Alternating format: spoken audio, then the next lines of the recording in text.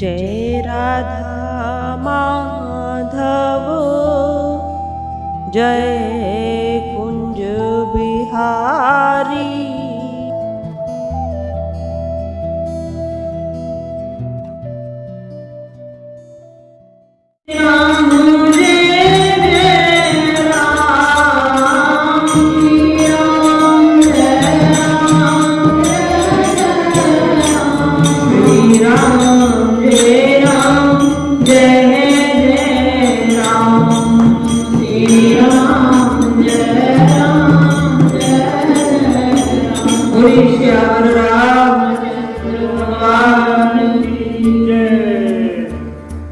श्री दामोदर जी महाराज ने अजामिल की कथा को कुछ विस्तार दिया।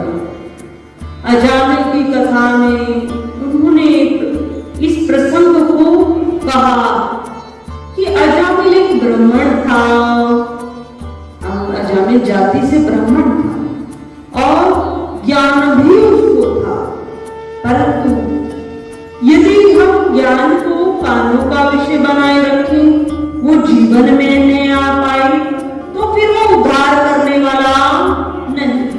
वो एक जानकारी, वो जानकारी हमारा उद्धार नहीं कर सकती है। उसको तभी उद्धार होता है जब वह ज्ञान हमारे जीवन में आता है। तो अजामिल ऐसा नहीं ज्ञानी नहीं था, ज्ञानी धीरे धीरे पूजा पाठ जो करता था नियम वह भी धीरे धीरे छूट गए और जीवन में गलत संगति का संग किया। कुछ आंखों से जो दृश्य देखा वह भी बहुत गलत देखा। अब जो हमारे मन का जो भोजन है, शरीर का भोजन, शरीर को जो तृप्त करता है, वो भोजन जो हम पाते हैं, जो थाली में लेकर चावल रोटी दाल खाते हैं, वो किसको बलवान बनाता है? शरीर को बलवान बनाता है। और ज्ञान बुद्धि को बलवान बनाता है। उसी प्रकार मन को बलवान कौन बनाता है? मन अर्थात शुभ और अशुभ विचार। पर मन में अशुभ विचार लोग ज्यादा रहते हैं। कोई भजन साधन नहीं करता है, संतों का संग नहीं करता है, ग्रंथों का अध्ययन नहीं करता है, मंदिर नहीं आता है, कोई व्रत उपवास नहीं करता है, तो उसकी हृदय में तमोगुण विकार, रजोगुण विकार ही प्रधान रहता है। उसी प्रकार अजामिल ने एक गलत दृश्य को देखा। वो गलत दृश्य आंखों से दिखाई दिया और मन की जो खुराक है वो आंखों से ही दिखती है, कानों से ही सुनाई देकर अंदर जाती है। तो जैसे उस दृश्य को देखा, धीरे धीरे रात्रि में आकर उसका चिंतन किया। चिंतन करते हुए कहते हैं ना, शुद्ध बात का हम चिंतन करते हैं तो वह भी जीवन में आता। चिंतन अर्थात उस पर विचार करना। आज सत्संग में हमने अमुक बात को सुना, हम सारी बात ध्यान नहीं रख सकते, पर नित्य प्रति कुछ नवीन निकल कर आता है ग्रंथों से, तो हम उस नवीन बात का चिंतन करते रहे। आज हमने इस बात को सुना, क्या हमारे जीवन में ये है? और नहीं है तो किसी प्रकार से ये हमारे हृदय में उत्पन्न हो जाए, इस प्रकार का हमारा जीवन बन जाए।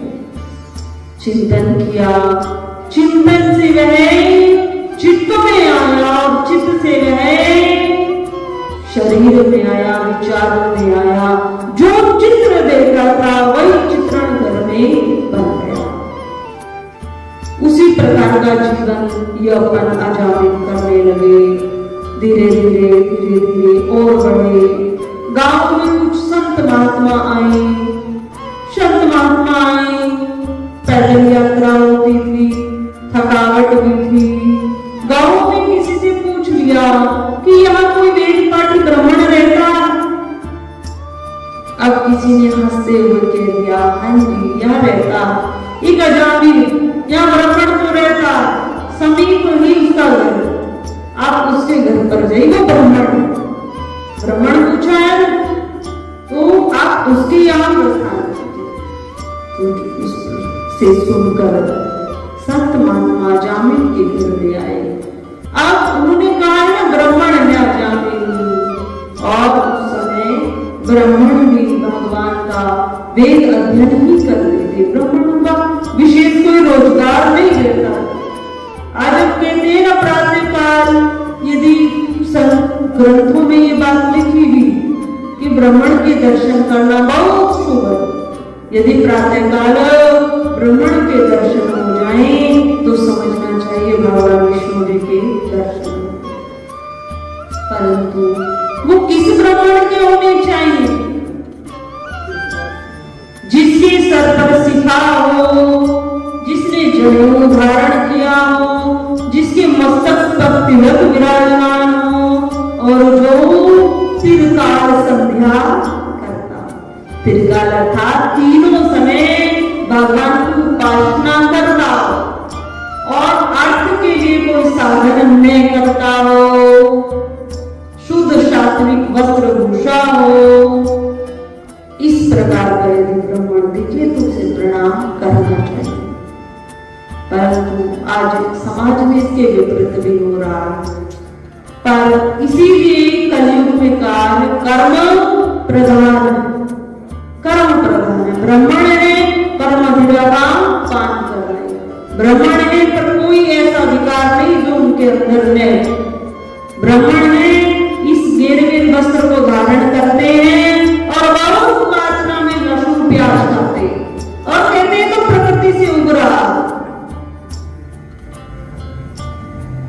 प्रकृति से उभरा। कोई ऐसी वस्तु नहीं है जो नहीं खाते।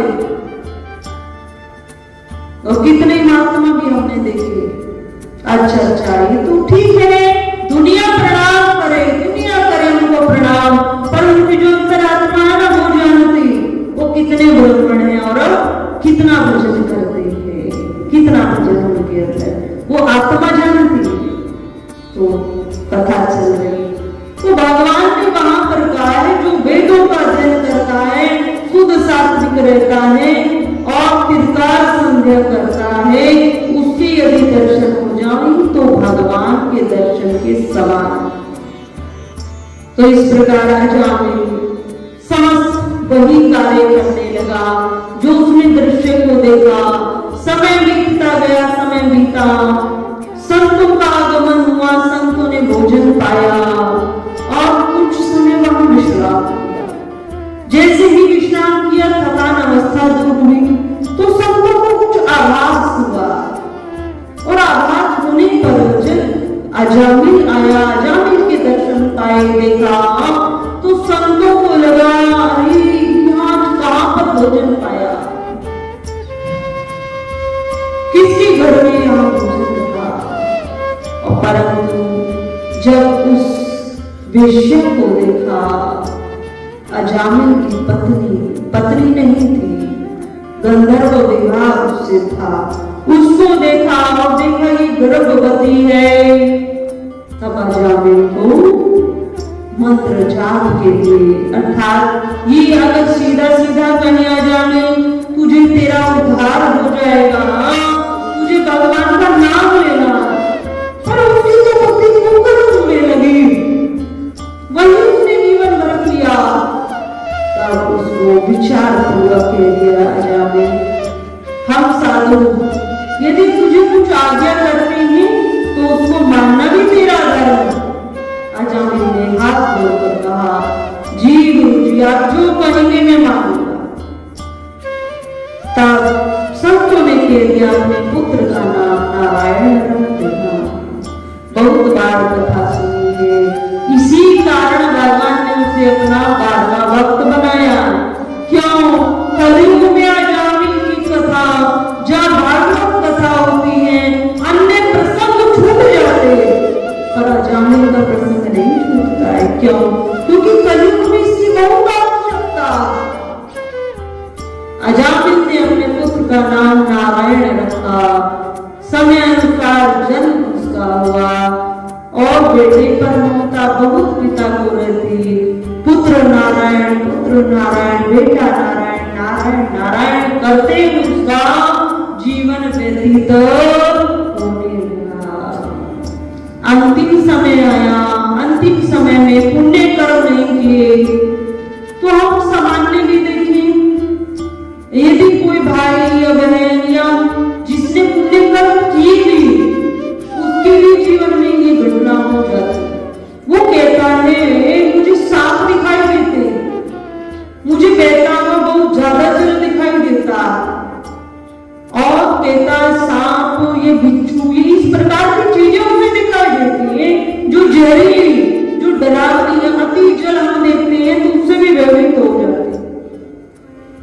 तो इस प्रकार वो चिल्लाता, तो अजामिल को भी लगा इस प्रकार की घटना देखता डर जाता और पुत्र पुत्र नारायण को पुकारने लगता, नारायण नारायण नारायण। अब एक समय संध्या का समय, चारपाई पर लेटा हुआ पंचभौतिक शरीर छूटना सबका निश्चित है।